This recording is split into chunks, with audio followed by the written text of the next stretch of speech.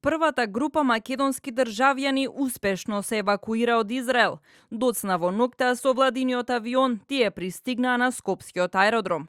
8 лица, меѓу кои 4 деца, се евакуираа преку Египет, како дел од поголем конвој.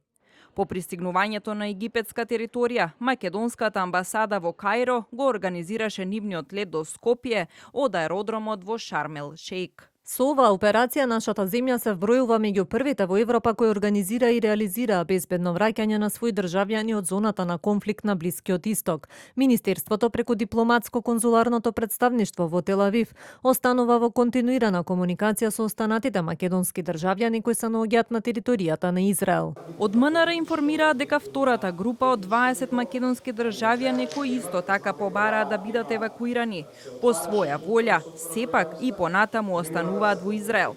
Тие побарале евакуацијата да се изврши директно, а не преку трети земји. Во Израел засега останува и дипломатскиот персонал, потврдија вчера за ТВ24 од македонската амбасада во Тел Авив, но посочија дека официјално не коментираат за евакуацијата на македонските државјани, туку дека информирањето е централизирано преку Министерството за надворешни работи.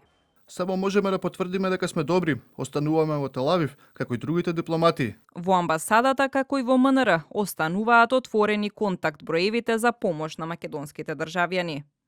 До сега, вкупно 28 македонски државјани се пријавиле за евакуација, но проценката на МНР е дека всушност околу 100 наши државјани се наоѓаат на израелска територија. Освен македонските државјани, вчера и рано изутринава се евакуира и неколку стотина лица од Балканот, меѓу кои се 105 грци, 89 бугари, 12 срби и 5 албанци.